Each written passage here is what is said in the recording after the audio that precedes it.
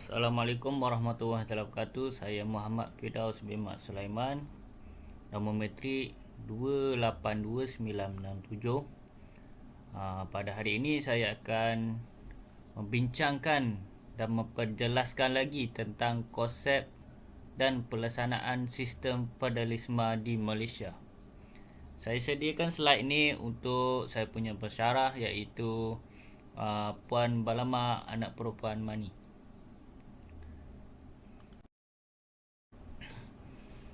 Okey, tanpa melengahkan masa lagi, kita teruskan kepada pengenalan yang merujuk kepada pemahaman akan konsep federalisme.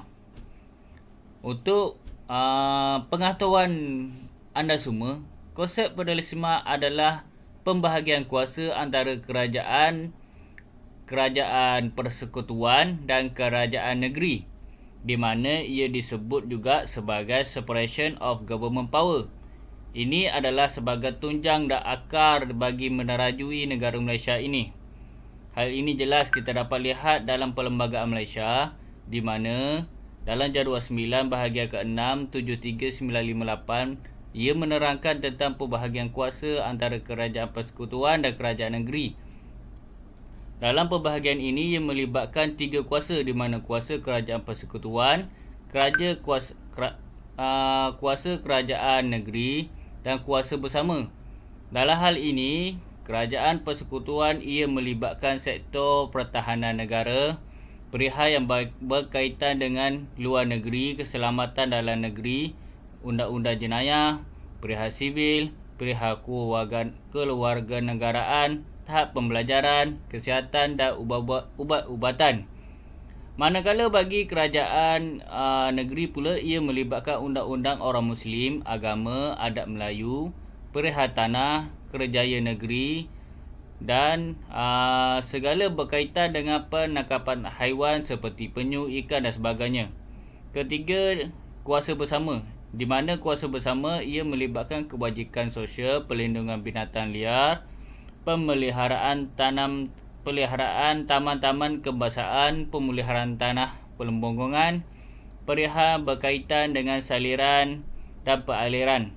Manakala bagi negeri Sabah dan Sarawak pula ada dalam bahagian 12A yang terkandung bahawa perlindungan tambahan dan keistimewaan diberi kepada negeri Sabah dan Sarawak yang wujud dalam Perlembagaan Persekutuan, di mana negeri ini mendapat perlindungan tambahan seperti yang termaktub dalam perlembagaan yang telah diberikan kepada dua negeri ini.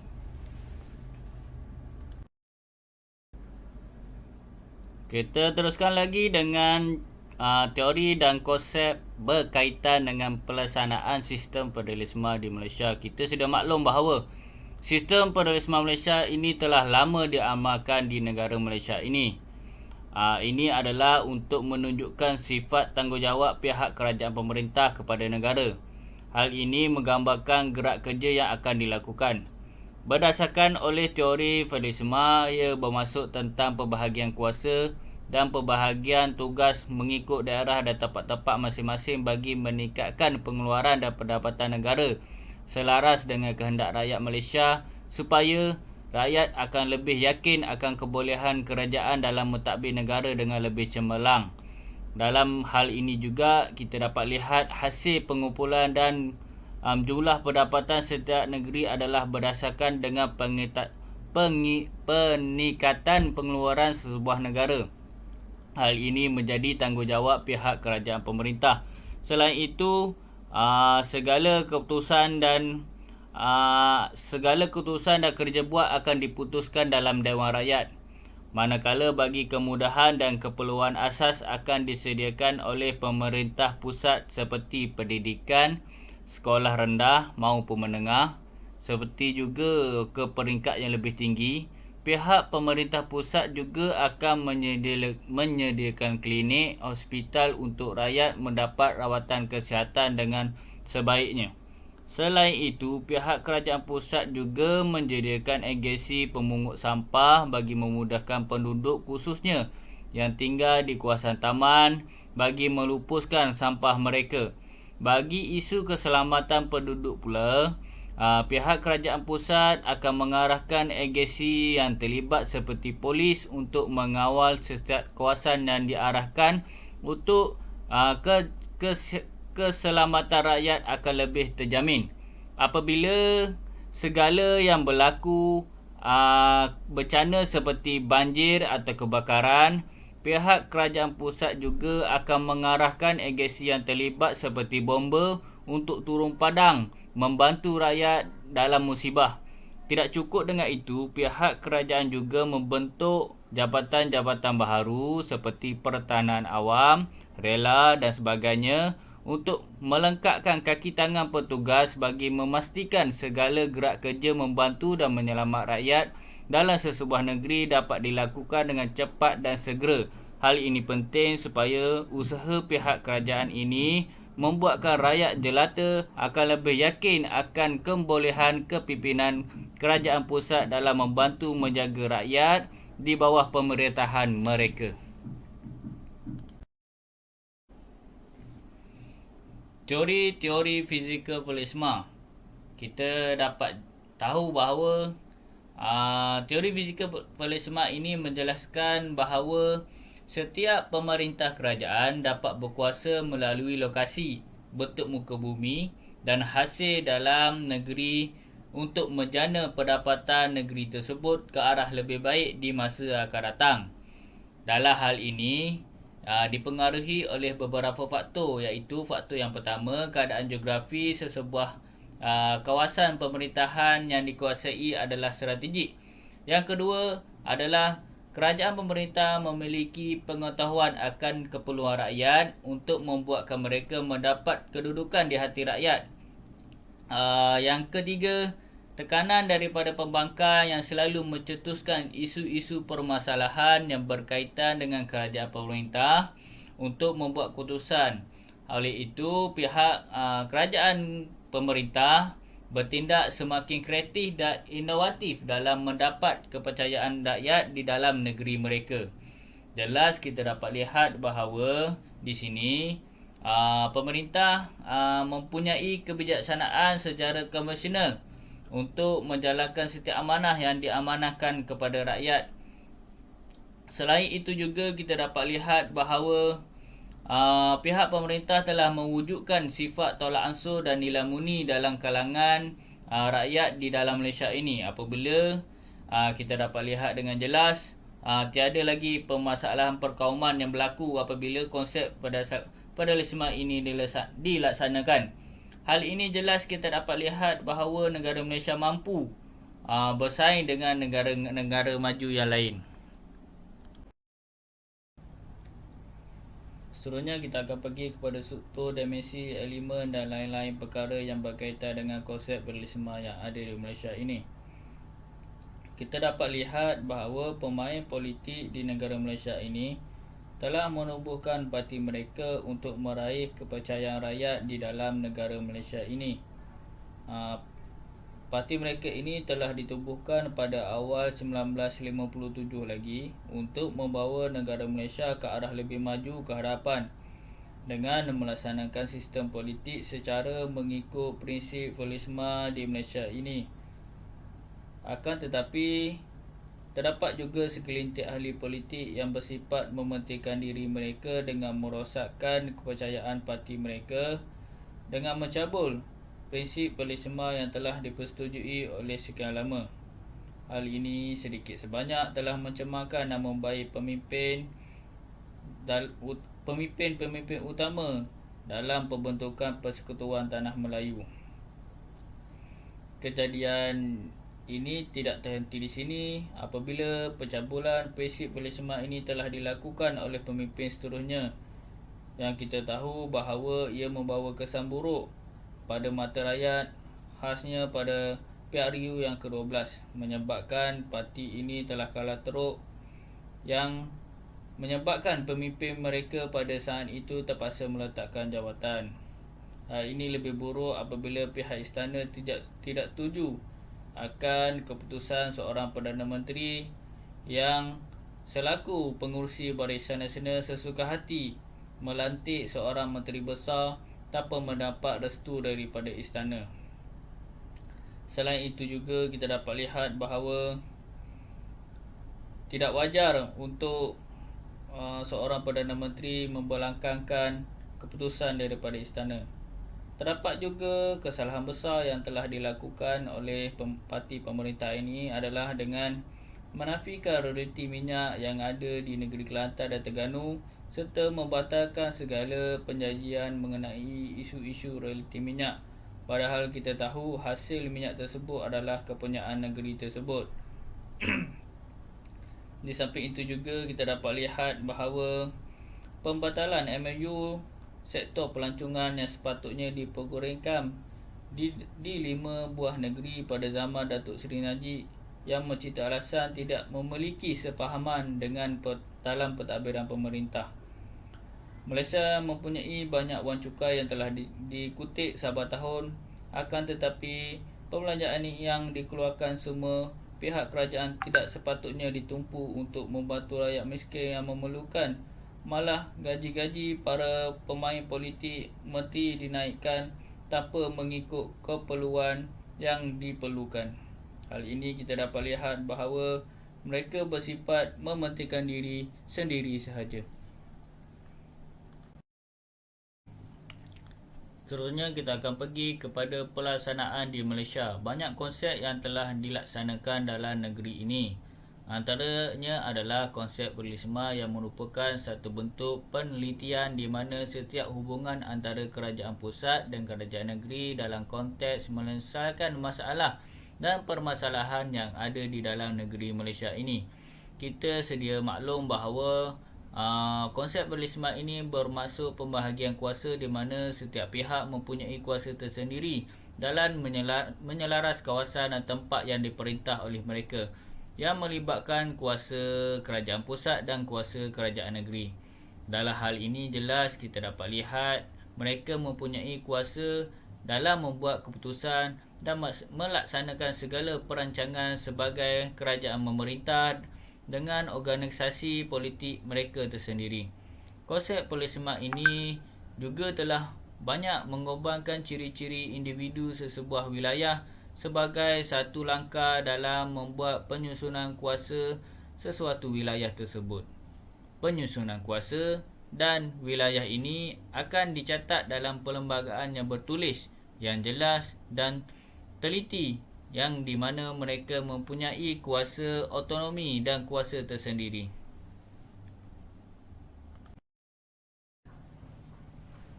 Kita akan pergi kepada isu-isu yang berkaitan. Dalam hal ini kita mengetahui bahawa setiap hujah yang berkaitan dengan konsep pluralisme ini telah dibahas oleh sarjana ilmuwan yang telah dinyatakan kedudukan beliau.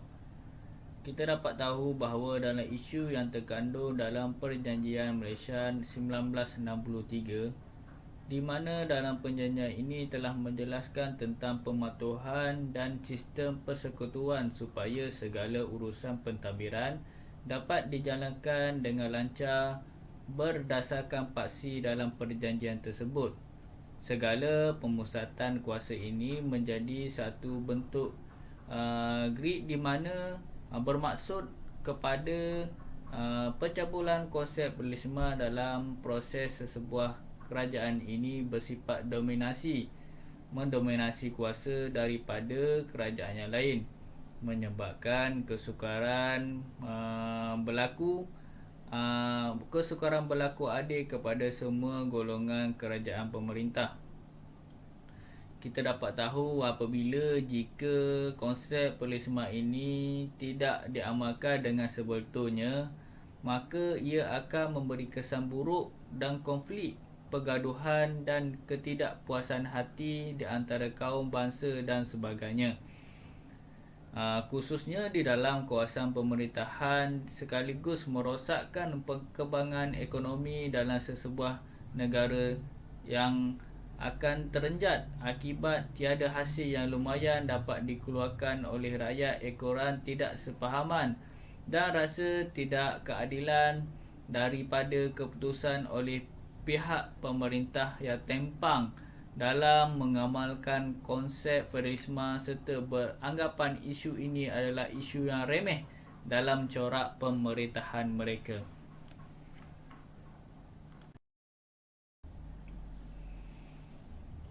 Bagi meneruskan pembentangan, saya akan menerangkan tentang kekuatan dan kelemahan konsep federalisme ini. Konsep federalisme ini banyak memberi manfaat kepada ekonomi dalam negara Malaysia. Ini adalah untuk mengatasi konflik yang berbilang kaum melibatkan kaum Cina yang lebih maju ke hadapan berbanding kaum Melayu. Ini menimbulkan ketidakpuasan hati di kalangan kaum Melayu yang sudah lama menetap di tanah Melayu.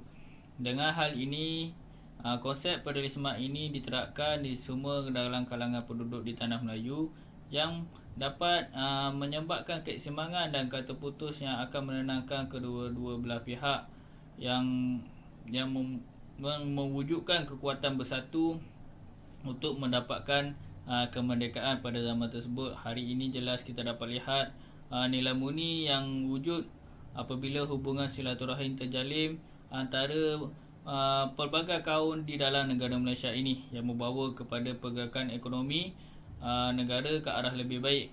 Konsep ini juga telah diteruskan oleh generasi akan datang yang akan memberi kekuatan dan manfaatnya kepada semua penduduk dalam negara Malaysia yang sedang giat membangun. Walau bagaimanapun, terdapat juga banyak kekuatan dalam konsep ini juga akan mengalami kelemahan.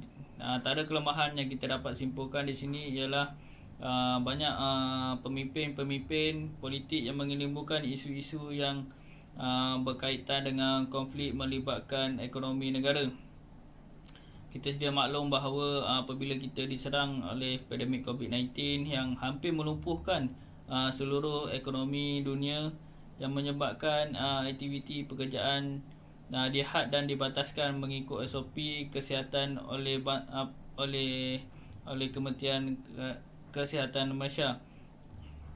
Kelemahan kedua adalah jati diri para pemimpin yang mulai lemah dalam menghayati dan mengamalkan konsep federalisme yang ada di dalam negara Malaysia ini. Hari ini kita dapat lihat lebih jelas lebih buruk akan terdapatnya individu yang lemah pegangan dalam agama dalam jati diri mereka menyebabkan boleh menyalahi penyalahgunaan kuasa dalam pemerintahan beliau. Kita juga dapat lihat bahawa kelemahan di mana hangat diperkatakan yang berkaitan kepada negeri Sabah dan Sarawak yang masih ketinggalan daripada pelbagai sudut, yang terutama daripada sudut pembangunan. Walaupun kita sedia maklum bahawa kedua-dua negeri ini adalah penyumbang utama kekayaan negara. Hal ini lebih buruk apabila ini menimbulkan pelbagai andaian dan sentimen negatif terhadap gerak kerja kerajaan pusat dan kerajaan persekutuan dalam menjalankan amanah yang diberikan oleh rakyat jelata. Seterusnya, analisis. Pelbagai bentuk permasalahan telah berlaku di dalam negara Malaysia ini tentang sistem federalisme yang telah lama diamalkan ke arah membentuk kerohanian pelbagai kaum dan masa. Dalam analisa ini kita dapat simpulkan bahawa federalisme ini bersifat kapital, di mana membawa maksud pemusatan kuasa. Kuasa yang dimasukkan adalah kuasa yang dipegang oleh kerajaan persekutuan dalam sistem pemerintahan di dalam negara Malaysia ini yang mempengaruhi tentang kemajuan ekonomi di dalam Malaysia. Di sini kita dapat analisis bahawa di mana kuasa kerajaan persekutuan ini lebih besar berbanding kuasa yang dipegang oleh kerajaan negeri. Kita pun sedia maklum bahawa segala kuasa kerajaan persekutuan ini adalah kuasa yang merakumi semua aspek pentadbiran seperti berkaitan kewangan, pendidikan, pertahanan, keselamatan dalam negeri dan kesihatan. Hal ini menyebabkan negara Malaysia ini menjadi sebuah negara yang maju berdasarkan tampuk pemimpinan yang terletak dalam kerajaan persekutuan. Kuasa pemusatan ini dipanggil sebagai kerajaan pusat oleh segelintir para pemimpin bagi mengekalkan konsep sistem federalisme yang ada di dalam Malaysia ini. Dalam cadangan penambahbaikan, antara cadangan saja ialah berkaitan dengan konsep federalisme ini adalah untuk membina jati diri seorang pemimpin yang tidak mementingkan diri dengan menindas para pemimpin lain.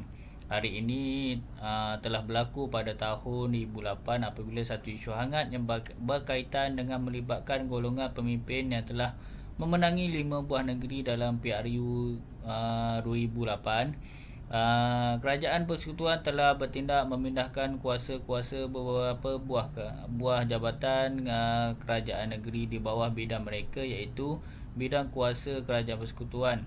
Hal ini telah menimbulkan ketidakpuasan hati di dalam kalangan pemimpin kerajaan negeri-negeri yang lain. Ia juga bertentangan dengan konsep sistem federalisme dalam negara ini. Hal ini boleh dianggap sebagai mencabul konsep federalisme di dalam negara Malaysia ini. Kedua adalah apabila para pemimpin kerajaan persekutuan kerap kali menggunakan kuasa dan pengaruh politik mereka dalam menyekat peruntukan yang patut diberikan oleh kerajaan negeri.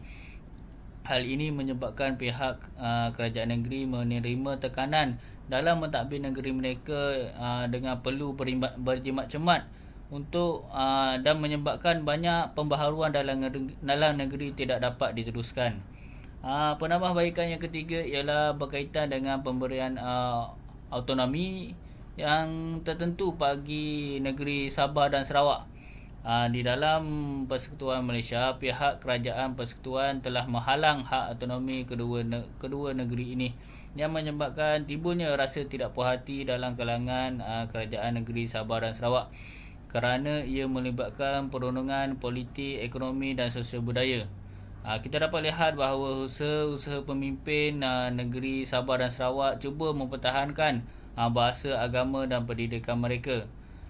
Berdasarkan perjanjian pada 1963, pada awal penubuhan Persekutuan Malaysia, segala usaha ini telah dihalang oleh kerajaan persekutuan kerana pihak kerajaan persekutuan ingin seragamkan corak pemerintahan mereka. Hal ini menyebabkan negeri Sabah dan Sarawak tidak dapat melaksanakan kuasa autonomi secara penuh dan menyeluruh semenjak Persekutuan Malaysia 1963 dibentuk. Hal ini agak sensitif untuk dibahaskan, akan tetapi pihak kerajaan persekutuan perlu bersikap terbuka dalam mendengar segala permasalahan setiap negeri yang.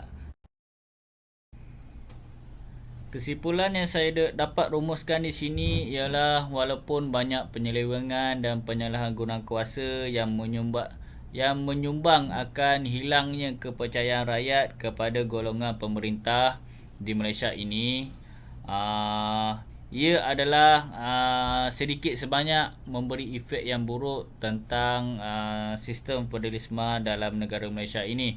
Ini adalah akibat segelintir para pemimpin yang bersifat angkuh dan mementingkan diri sendiri. Selain itu juga yang dapat saya simpulkan, pada hari ini kita dapat lihat bahawa kerajaan persekutuan ditumpuk tanpa pemimpinan baru.